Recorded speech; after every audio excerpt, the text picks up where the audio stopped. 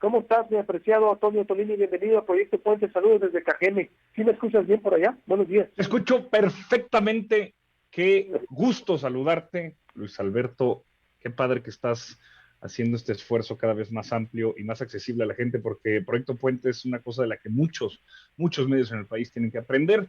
Gracias por la invitación. A tus órdenes, en efecto, hoy tenemos ya la discusión, al menos en lo que podemos esbozar a partir de la lectura de un documento que ya circula y de las declaraciones del día de ayer de la conferencia mañanera del presidente, una reforma político-electoral, yo creo que pues verdaderamente transformadora en términos de que cambia por completo las reglas conocidas del juego electoral, particularmente en lo local.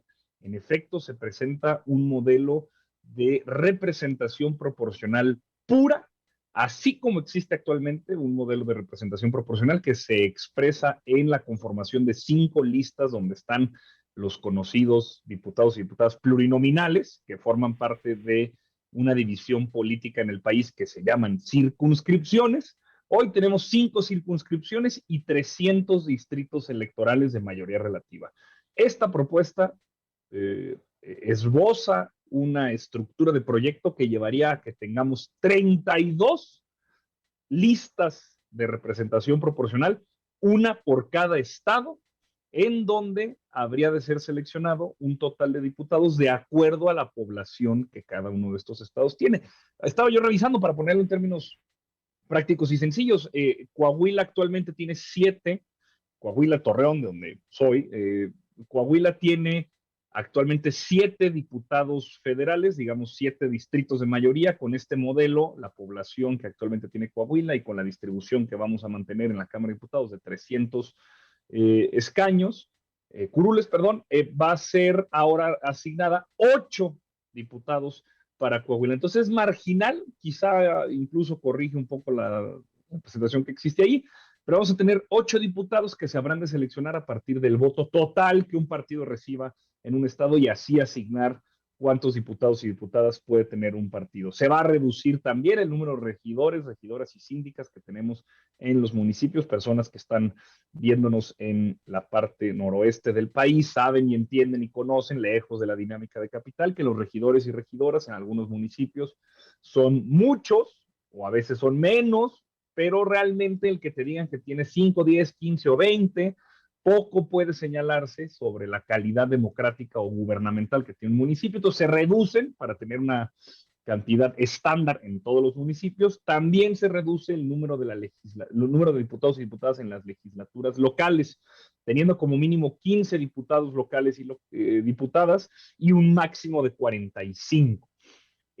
También, por supuesto, que creo es lo más importante, lo más jugoso, lo que va a dar la verdadera batalla, ojalá, es la reconformación del Instituto Nacional de Elecciones y Consultas.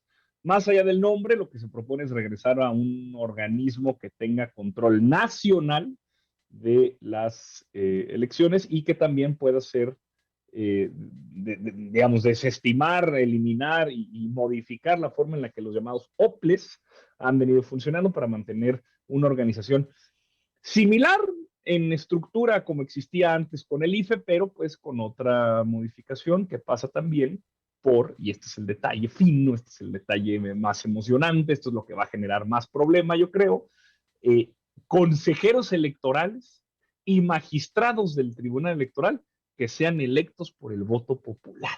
Eso va a estar muy interesante. Se reduce de 11 a 7 y no creo que no se reducen posiciones de magistrados en el tribunal, pero de todas maneras son electos por el voto. Entonces eso va a generar, yo creo que una discusión importante sobre la calidad y la forma de la democracia que queremos en este país. Y eso es más o menos los rasgos generales que tenemos al alcance. Antonio, sin duda que quién no estaría, digo, yo sí estoy de acuerdo, y quién no va a estar de acuerdo en que se reduzcan los plurinominales, que sea una redistritación. Yo creo que ahorita, por ejemplo, aquí en Sonora hay municipios de 1,000 habitantes, tenemos 72 municipios, es decir, digo, hay que preservar tradiciones, ciertamente, pero había hasta algunas propuestas para eliminar municipios, se me hace absurdo y hasta así, pero hay diputados que representan exacto a municipios muy pequeños. Yo creo, en eso, ¿quién no va a estar de acuerdo?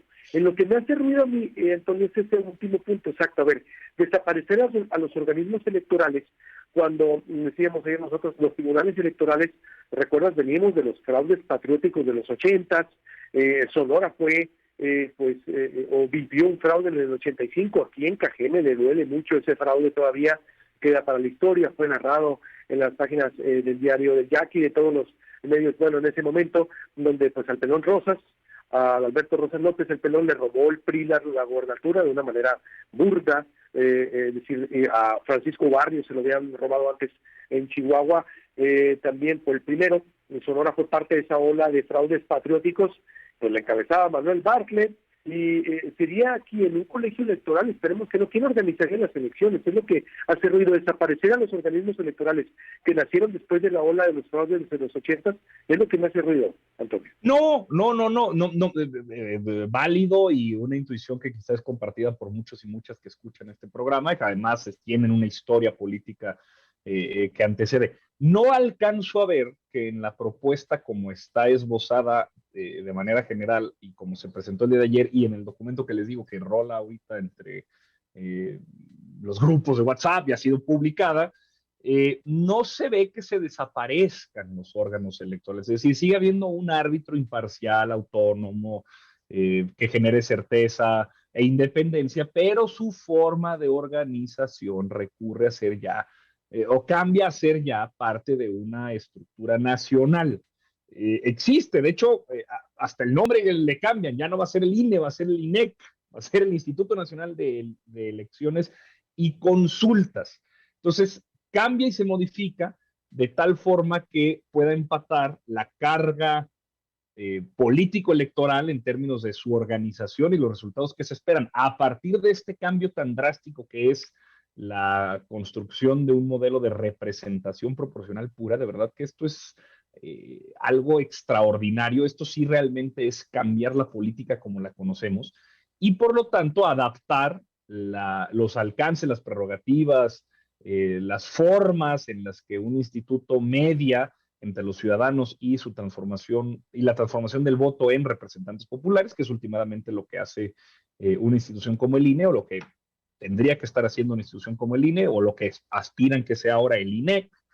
Y ahí se mantendrá, digamos, o sea, no es no regresa a ser organizada por el gobierno, no regresa a ser organizada por una dependencia, no se desaparece, no alcanzo a ver eso. Tendremos que ver los detalles sobre cómo se establece, pero al menos en los términos en los que se está presentando actualmente, sigue existiendo un intermediario autónomo que traduce los votos en representación política y ese es el encargado, ese es el INE, el INEC. Pues. Conclusión entonces, Antonio, ya estaremos abordando con más amplitud y estaremos debatiendo, por supuesto. ¿Es una reforma de avanzada, es decir, que le conviene al país, según tu óptica? Creo que la lógica justo lo que tiene es que ya se deja de pensar en el país en lo concreto, en lo general, y le da a los estados la posibilidad de ser partícipes y protagonistas en el proceso. Es decir, la representación proporcional pura va a permitir que los órganos de representación legislativos a nivel federal, la Cámara de Diputados, siga estando constituida por 300 diputados y diputadas. Sí, claro, pero la forma en la que van a llegar estos 300 diputados y diputadas va a ser a partir de una negociación política, de un esfuerzo, de un trabajo territorial que va a depender de cada uno de los estados y de cada uno de los partidos en los estados. Eso es lo que vuelve realmente, hombre, a ver, preguntas. ¿Cómo se van a conformar estas listas? Pongo el caso de Coahuila, que es el que conozco. Son 8 diputados federales los que van a poder acceder a la Cámara Federal. ¿Cómo vamos a presentar las listas de los partidos? ¿Cómo se van a elegir? ¿Qué orden van a tener? ¿Será por tómbola? ¿Será por una designación? ¿Qué forma van a ofrecer? ¿Qué proyecto van a ofrecer los partidos políticos locales para decir, miren, nosotros tenemos una idea de Estado, de Coahuila, de Sonora, de Baja California, de Sinaloa, al que ustedes quieren y manden? Y esta propuesta busca reflejarlo. No lo sabemos. O sea, realmente la discusión va a ser que la política local va a ser verdaderamente local y pues va a llevar a la discusión nacional. Vamos a estar muy al pendiente, apreciado a Antonio, como siempre, y vamos a estar consultando y por este punto de vista. Te mando un abrazo. Gracias. Saludos hasta Cajeme. Igualmente, Antonio Antolini, hasta Coahuila. Vamos con José Antonio Crespo. Se ha presentado una reforma electoral de gran calado. Las reformas electorales, haciendo historia en el país, vienen desde 1977-76. El Ejecutivo, el gobierno las manda. Salvo en el 2007, que pasó algo también inédito, vino desde el Legislativo. Manuel Fabio Beltrones, el exgobernador de Sonora, fue el que propuso la última reforma electoral tal vez o de Estado que se ha llevado a cabo aquí en el país, con la prohibición de los spots en radio, por ejemplo, pasando después en los siguientes años por la ausencia del presidente. ¿Qué haría el país si no viviera el presidente? También redefiniendo el modelo de comunicación del INE, entre otros. Iríamos, pero el especialista en la materia, José Antonio Crespo, doctor, le saludo con mucho gusto. ¿Es una reforma de avanzada, de gran calado o regresiva la que propone el presidente López Obrador? Bienvenido, buenos días. ¿Qué tal? Buenos días. Pues tiene de todo, tiene algunos aspectos que a mí me parecen muy buenos, que se podrían discutir, se podrían modificar de tal manera que los propósitos que se buscan salieran mejor. Por ejemplo, lo del voto electrónico, a mí me gustó mucho, hace mucho que yo lo he venido proponiendo, siempre y cuando desde luego hayan los candados adecuados para que nadie se pueda meter a hackear, que esa a veces la duda que hay. Pero se facilitaría mucho el voto con eso. Por ejemplo, me gusta que se modifique el sistema de diputados de tal manera que pueda haber una mejor representación ciudadana en el Congreso, es decir, que se acerque a la fórmula en la que el porcentaje de votos se corresponda al porcentaje de curules por cada partido. Pero ellos discutirían el método que proponen. Yo le haría algún pequeño cambio para que fuera mucho más fiel, digamos, esa representación. Pero la idea de ajustar votos con curules me gusta. Antes se había dicho que iban a quitar a los proporcionales, con lo cual la sobrerepresentación se hubiera incrementado nuevamente, como en los tiempos del PRI. Pero con la fórmula que propusieron, que me parece que no la tienen muy clara ellos mismos, porque en la mañanera tanto Horacio Duarte como López Obrador hablaron de quitar los plurinominales, cuando en realidad la iniciativa dice que son puros plurinominales ahora los que va a haber. Los que se quitan son a los de mayoría relativa, y los plurinominales se escogerían por estado. Bueno, ahí habría que discutir si la fórmula de por estado es la más adecuada, creo que no, pero el hecho de que se permita que haya, repito, correspondencia entre votos y curules, eso desde luego que lo favorezco totalmente. También se hace mucho tiempo, muchos hemos venido diciendo que eso es lo más adecuado. Nada más sería cosa de discutir bien la fórmula. Pero la parte que más me preocupa, lo de reducir gastos, bueno, depende de en dónde, cuándo, porque sí cuesta todo lo que hace el INE. Se dice que es lo más caro, sí, pero el INE hace mucho más actividades y tiene más responsabilidades que otros institutos en otros países. Entonces habría que ver cuáles sí, cuáles no, hasta dónde se puede bajar el dinero. Lo de los partidos me parece que es inadecuado porque es dejarlos sin un centavo fuera de campañas. Y lo van a conseguir por otro lado ese dinero, menos fácil de controlar, etcétera, ¿no? Viene condicionado, el dinero que les puedan dar empresas va a venir condicionado políticamente. Ahí también tendría yo una objeción en la cuestión del dinero de los partidos. Pero la parte más complicada y más esencial, claro que el objetivo fundamental de esta reforma tiene que ver con la selección de los consejeros y de los magistrados del tribunal, que se presenta bajo un formato aparentemente democrático, porque son los ciudadanos los que decidirían con su voto. Bueno, en primer lugar habría que decir que ni los consejeros, ni los magistrados del tribunal son representantes populares, no tienen por qué ser seleccionados o electos por la ciudadanía, no son diputados ni senadores. Lo que se necesita ahí es gente con mucha preparación y experiencia en la cuestión electoral, y esos pues no se eligen así en elecciones abiertas, pero sobre todo, bueno, esa es una parte, yo no creo que sería muy adecuado. Lo más probable es que la gente no fuera, porque te presentas 60 candidatos que no conoces, todos han estado en otro tipo de cosas no necesariamente visibles, y cómo vas a salir a votar por quién, ¿Cuál de los 60? ¿Quién se va a meter a ver su currículum? Y el currículum no necesariamente te dice todo, pues todos van a tener un currículum semejante, parecido, no va a ir la gente. ¿Quiénes son los que sí irían? Los partidos con sus clientelas, con sus corporaciones, con sus militantes. Consejero. Y en esa medida, Morena tiene ventaja sobre los demás. ¿Y quién propone a los candidatos? Ahí está la clave del asunto. No es que se presenten los candidatos con su currículum, cubriendo los requisitos de ley, a decir yo quiero ser consejero, como ahora sí, se hace una convocatoria, la última por ejemplo, y ahora la gente dice yo cumplo con los requisitos y quiero ser candidato, y ahí está, y ya, la comisión que hay selecciona algunos y los manda al Congreso. Pero cualquiera puede participar, aquí no, aquí van a ser los favoritos del presidente, 20, otros 20 por el Congreso, y si Morena tiene mayoría, pues de esos 20, 15 serían de Morena, y unos 5 o 6, digamos, de la Suprema Corte. Entonces tienes más o menos de los 60 candidatos a 40 que son cercanos al presidente y a Morena. Es muy probable que entonces las huestes de Morena que salgan a votar, ya vimos que pueden movilizar hasta 15 millones. Yo creo que los demás partidos no pueden movilizar a tanta gente. Entonces se van a quedar los 7 de Morena. Es decir, vamos a regresar ahí sí al tiempo en el que el PRI controlaba a los organismos electorales, tanto al INE o INEC como al tribunal. Es decir, es una trampa, es un truco.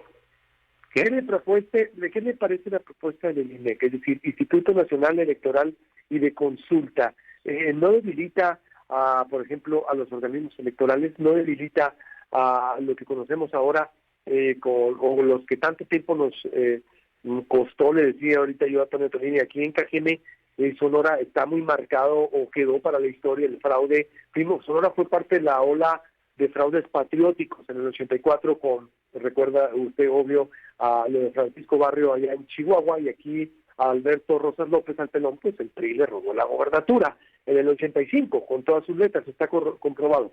El INE, ¿qué sería? Es decir, tendríamos que preocuparnos, doctor, pero tengo que ir a un corte y vuelvo con usted, ¿me permite? Sí, claro. Bueno, sí, estoy con el doctor José Antonio Crespo.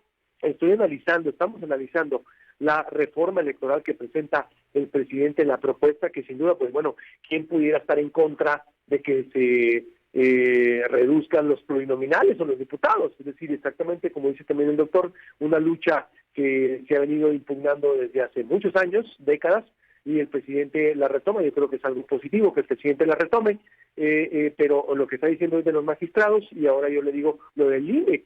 A mí me preocuparía que se fortalezca un órgano, vaya más apegado al Estado y no a lo independiente. Pero vuelvo con el doctor José Antonio Crespo para terminar. El doctor José Antonio Crespo, que en el 2006 siempre me recuerdo una de las obras emblemáticas para entender la democracia en este país.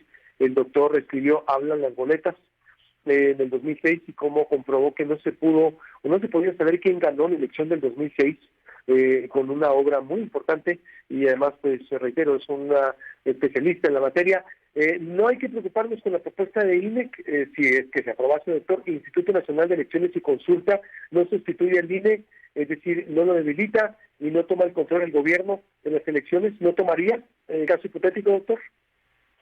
Pues es lo que decíamos, dependiendo de la fórmula de seleccionar a los consejeros, podría ser un INE más autónomo que el que tenemos ahora, quitando a los partidos por completo.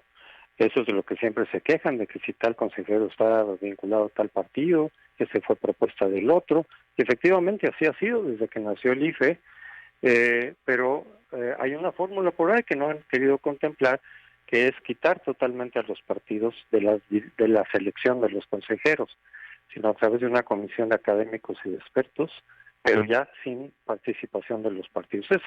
Esa idea de la comisión ya existe, solo que al final de cuentas, de todas maneras, los partidos toman algunas decisiones y entonces puede venir el reparto de cuotas y todo eso.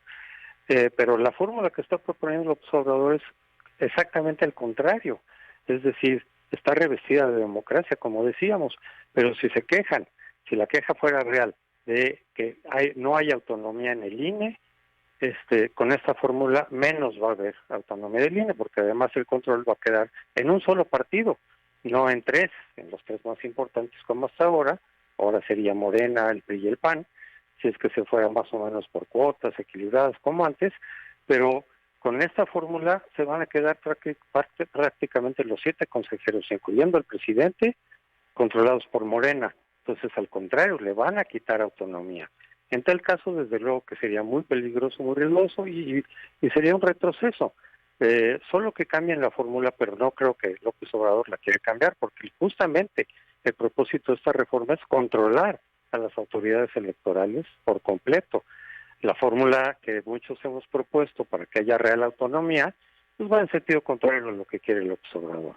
Entonces, aunque la oposición dijera, mira, te proponemos mejor esta fórmula, que le va a dar más imparcialidad al instituto y al tribunal, pues Morena diría no, se inventaría algún pretexto por ahí para decir que no, porque no es lo que quiere es controlar al INE, y por eso es que precisamente por este punto, los otros podrían ser discutibles, muchos, yo repito, hay muchos que son benéficos, me parece a mí, pero por este punto central de quién va a controlar el INE, con esta fórmula sería Morena, es que los partidos de oposición van a decir que no, ya lo están diciendo desde ahorita, no, esa fórmula no pasa, porque vas a quedarte con el control de las autoridades, de las dos.